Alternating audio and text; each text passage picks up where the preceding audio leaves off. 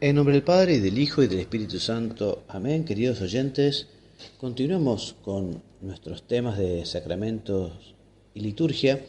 Hoy el título es El hombre, ser en el espacio sagrado y las posturas y actitudes en él. La primera consideración es que el hombre es temporal, pertenece al tiempo, al espacio, y por eso también manifiesta su amor al Creador en el tiempo y en el espacio, y por eso también la liturgia se plasma en el tiempo y en el espacio.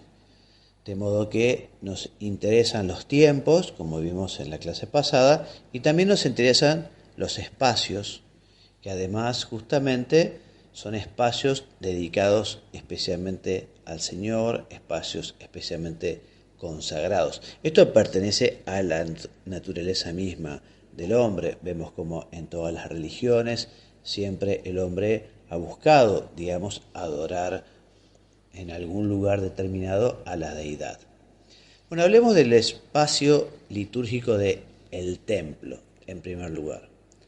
El templo es el lugar ordinario de toda actividad litúrgica, es el ámbito religioso, el espacio sagrado, es un término medio entre lo personal, donde uno acude a rezar y a sintonizar con el Señor y a dialogar con Él, a adorarlo, pero también es un espacio comunitario en el que participa con sus hermanos en la adoración pública del Señor.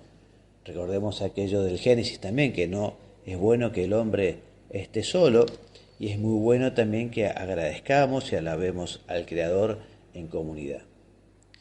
Remontándonos a la antigüedad, concretamente a Roma, la casa, domus, tenía una estructura clara, determinada, y allí, como en todas las culturas más o menos evolucionadas, se dan todas las relaciones familiares, las funciones que cada uno de sus miembros tiene, allí se desarrollan, ¿no?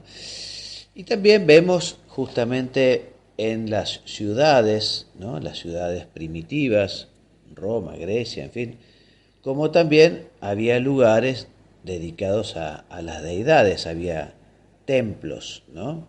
Donde justamente allí se reunían en ese espacio sagrado. La congregación de los llamados por Dios, los judíos la llamaban Kahal, ¿no? Y los griegos, esa congregación, esa unión de los llamados, de los congregados, los griegos lo llamaban eclesia, ¿no? De allí viene también nuestro término. La palabra castellana para ese lugar o para esa congregación de fieles sería el santuario.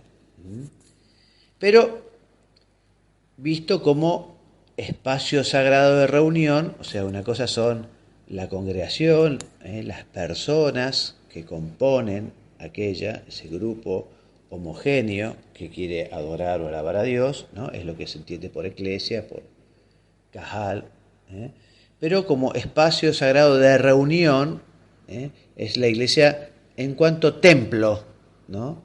Que alude a esa realidad material.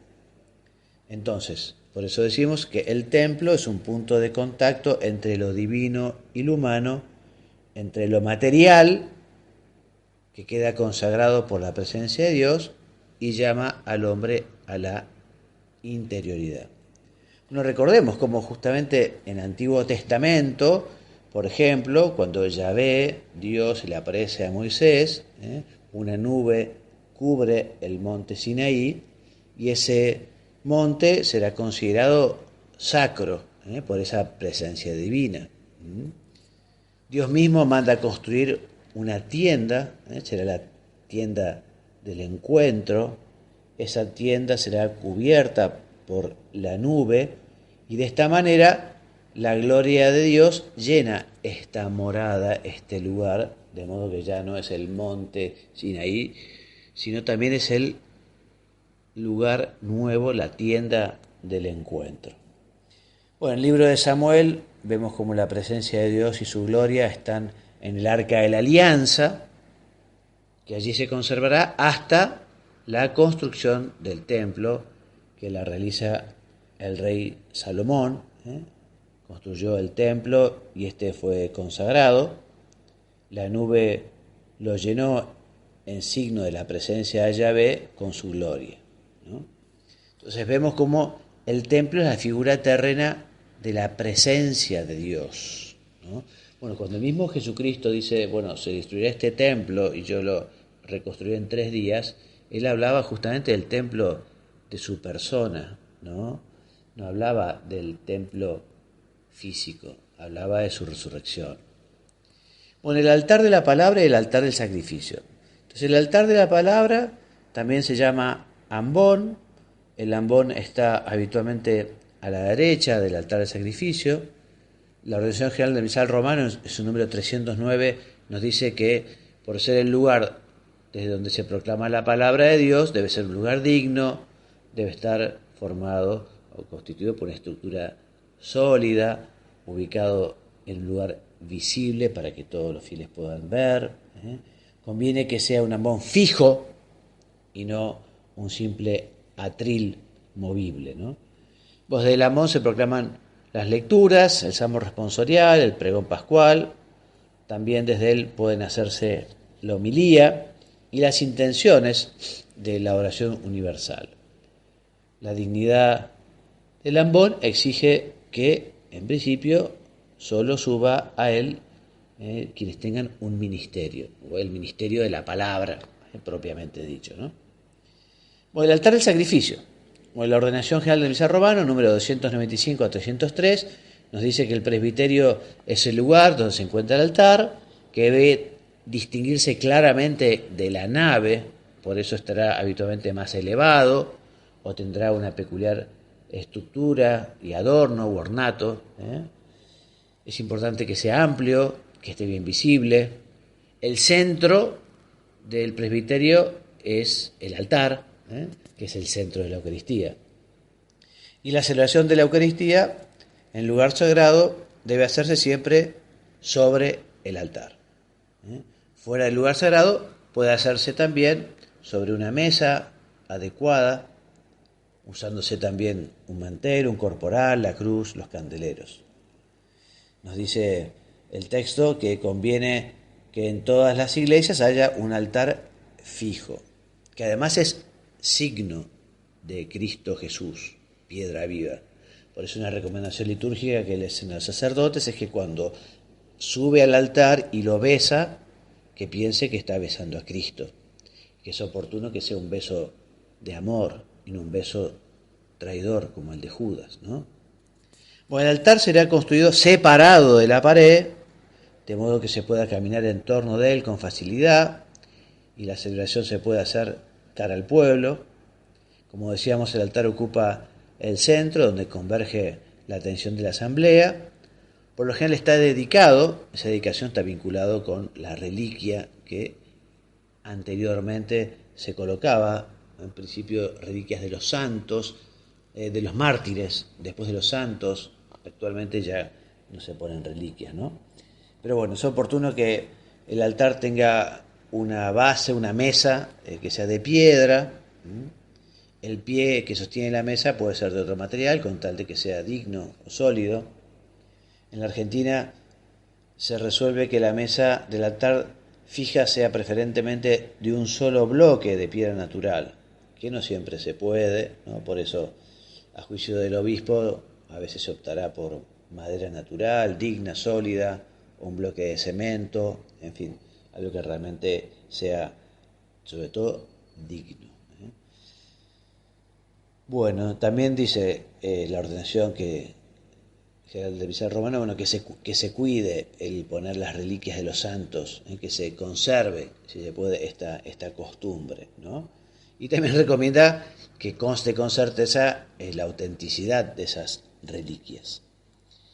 Bueno, y en la construcción de nuevas iglesias se ha de erigir un solo altar, como hay un solo Cristo y una sola Eucaristía. Muchas veces, como antes las iglesias, la misa se rezaba coram Deo y no coram populo, y el sagrario estaba en el mismo altar, ¿no? Entonces, ahora ya no se lo llama altar ante el sagrario. El altar es el que se puso a posteriori en muchas iglesias, ¿no? Que es cara al pueblo, ¿no? Hay un solo altar. El altar representa a Señor Jesucristo, sacerdote, altar y víctima del sacrificio redentor. Por ello debe ser reverenciado y dignamente revestido de mantel blanco para la celebración de la Eucaristía. Bueno, hablemos ahora de la sede para el sacerdote y el lugar de los fieles. La Ordenación General del Misal Romano, número 310, nos dice que la sede para el celebrante está ubicado en un lugar claramente distinto del lugar de los fieles. Entre otras cosas, esto manifiesta también la distinción entre el sacerdocio ministerial y el sacerdocio común de los fieles. La sede del sacerdote celebrante significa su función de presidente de la asamblea y de moderador de la oración. Su lugar más conveniente que sea cara al pueblo suele ser al fondo del presbiterio. Debe evitarse que tenga una apariencia de trono, como si fuera un rey, no. Es conveniente que sea bendecida también. Con el bendicional existe un documento que tiene bendiciones especialmente para cada uno de los ornatos o de los utensilios o de los elementos litúrgicos. También en el presbiterio se han de colocar los asientos para los sacerdotes concelebrantes, y también puede haber otros sacerdotes que asisten y no concelebren. Habrá un asiento para el diácono, que se coloca cerca de la sede del celebrante.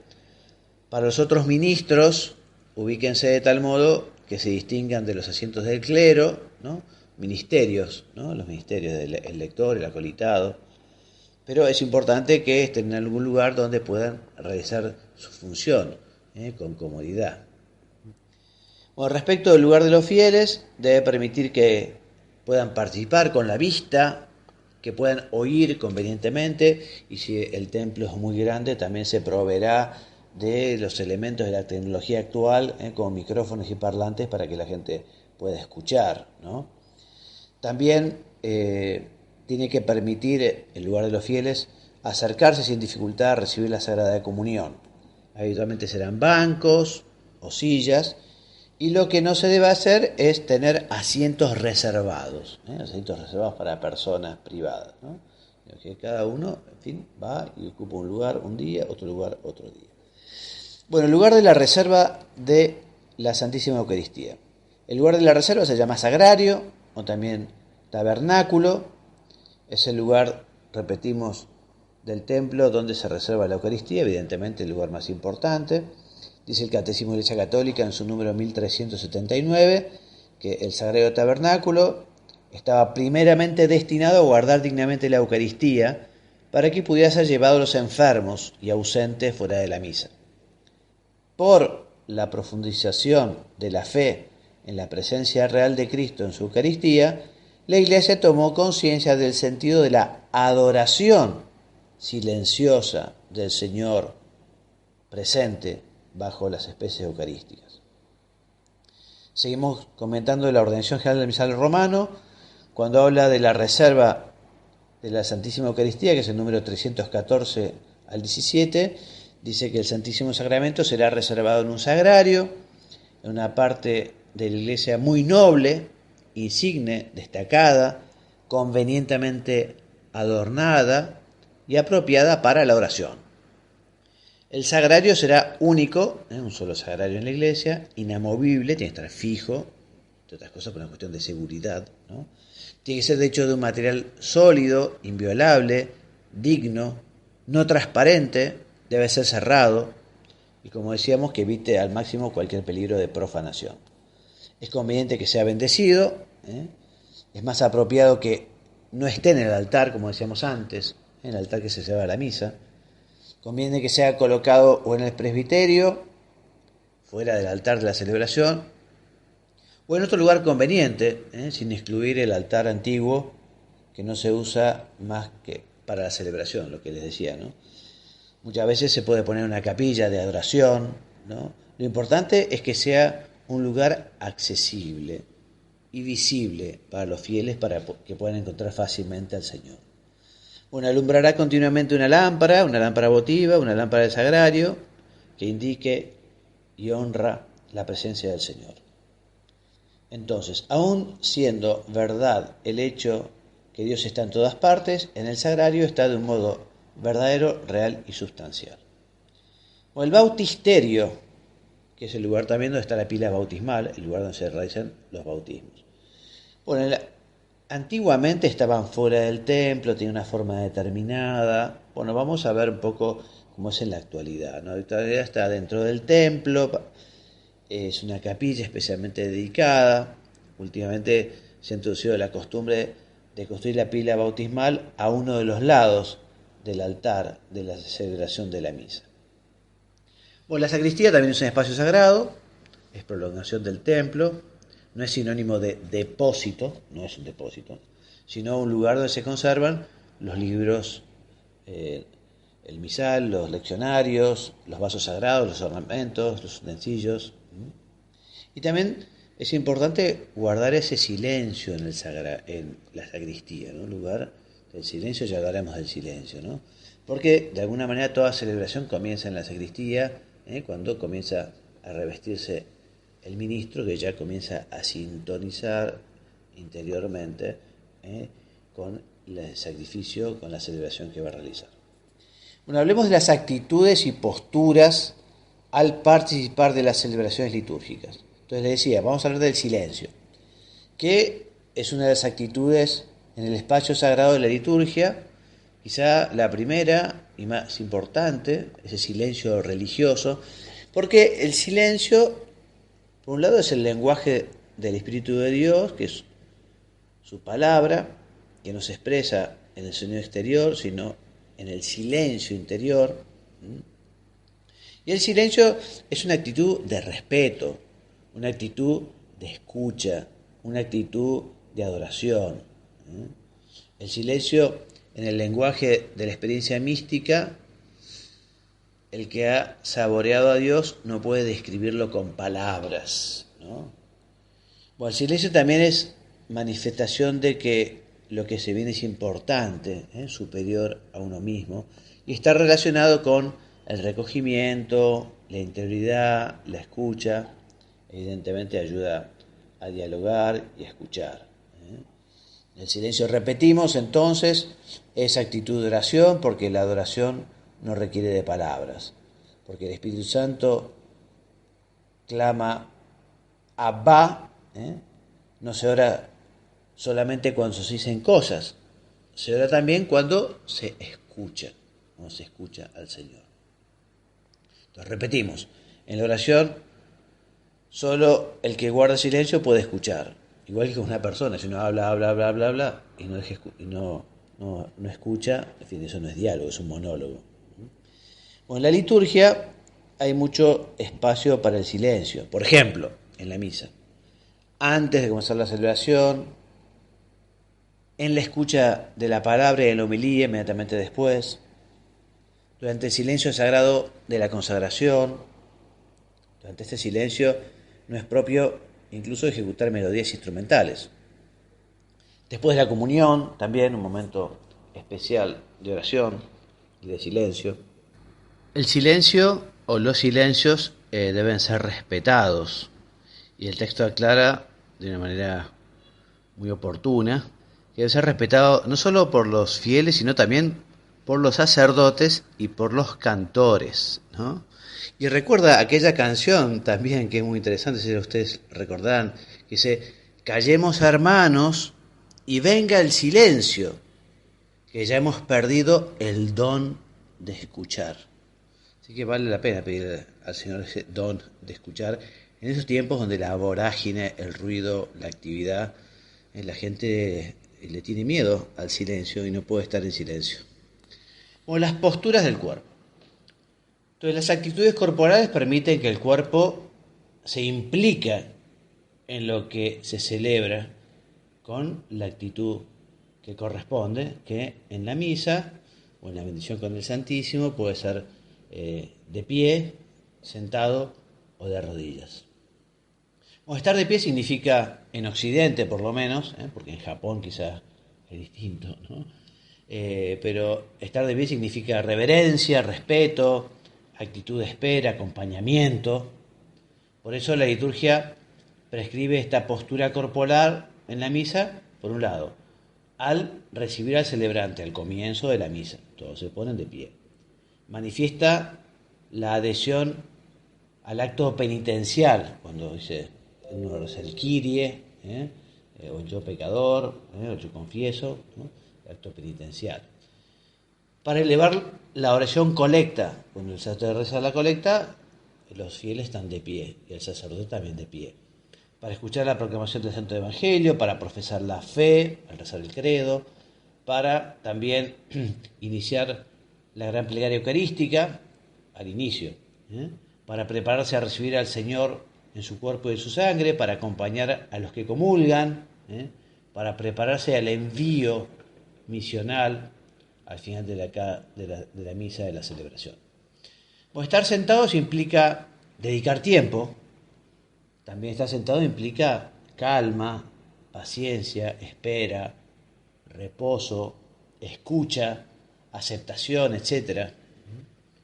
Y para la escucha de las lecturas, que no son el Evangelio, uno está sentado.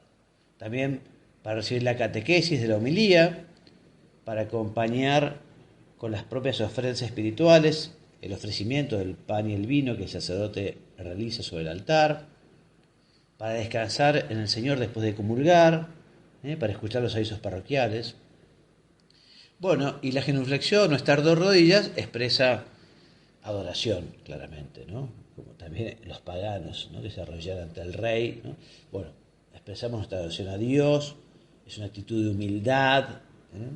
Cuando se ingresa, por ejemplo, o se retira, si está el sagrario en la iglesia, uno hace una genuflexión frente al sagrario.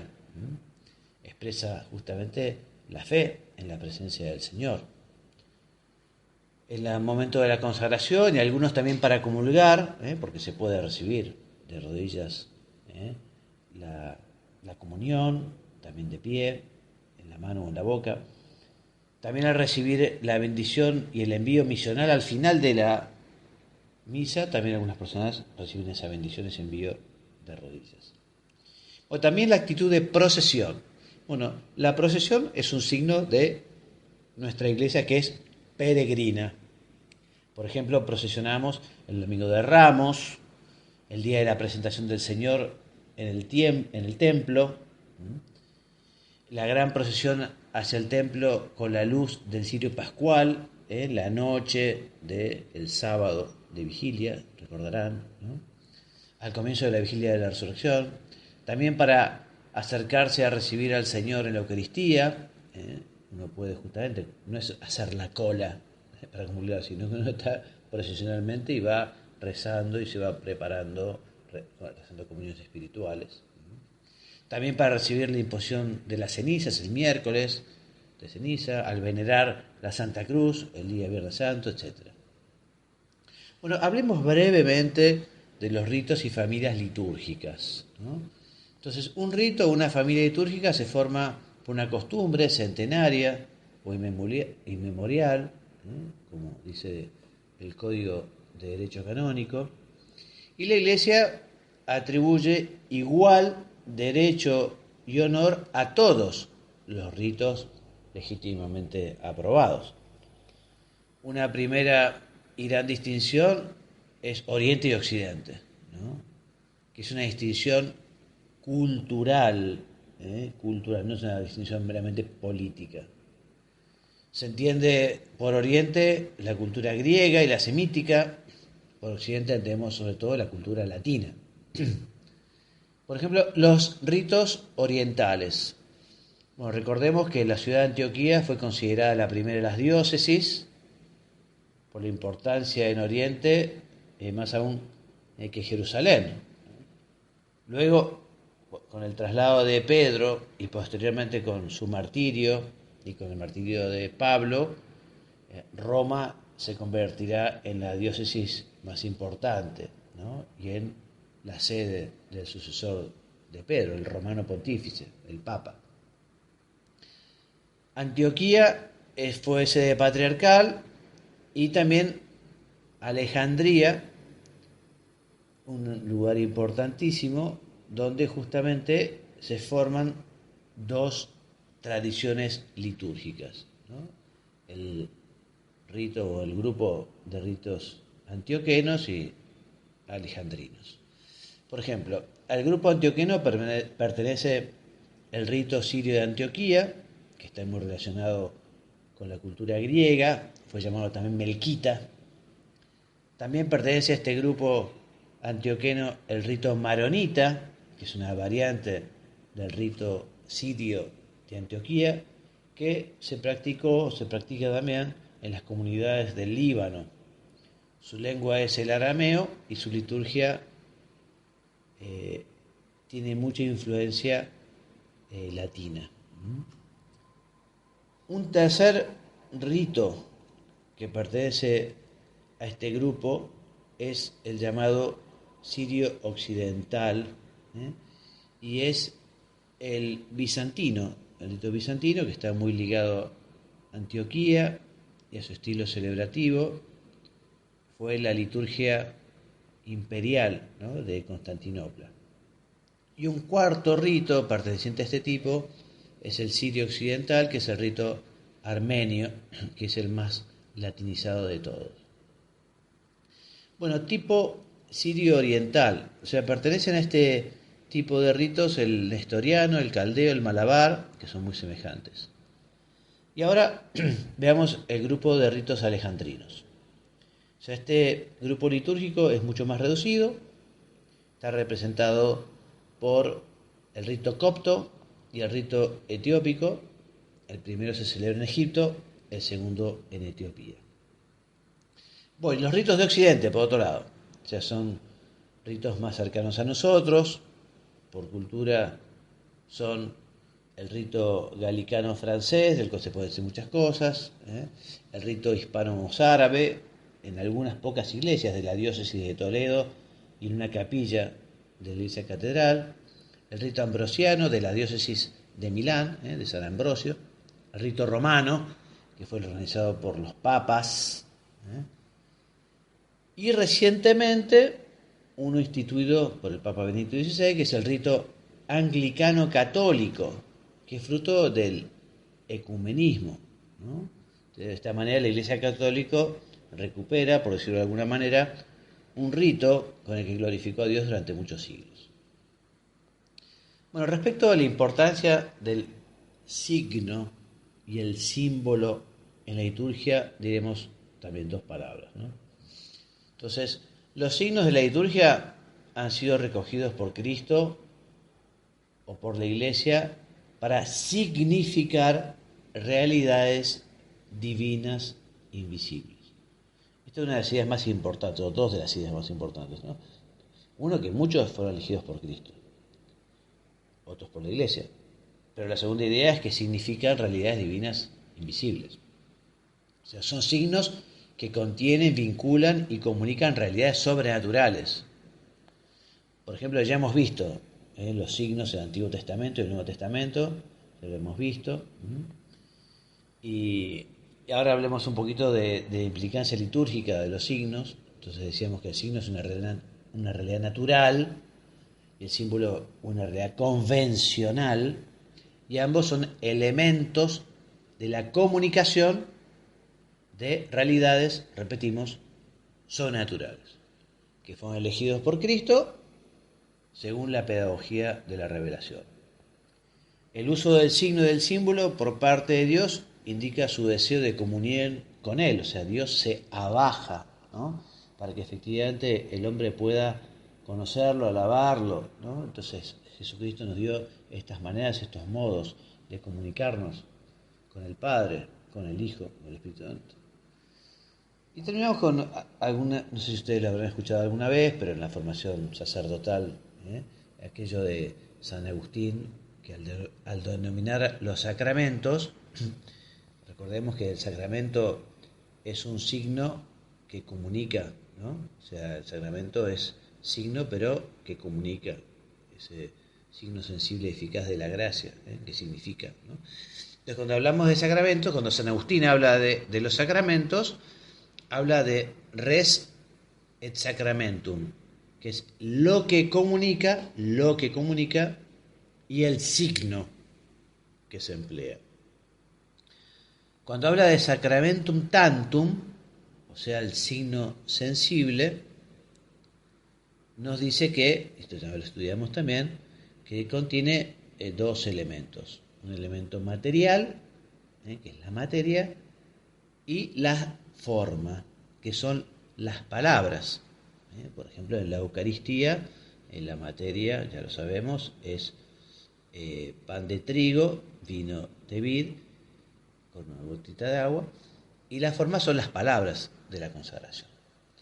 Bueno, hasta aquí entonces ya nuestra clase 6, ¿no? Nuestro tema 6 de este curso de Sacramentos y Liturgia. Espero que les haya sido de utilidad. Esto pueden profundizar con los textos que se ofrecen en la bibliografía o también con tantos libros de liturgia.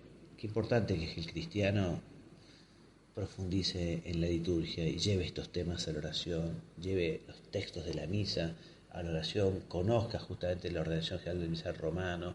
Es algo muy enriquecedor, porque cuando uno más conoce, más puede valorar.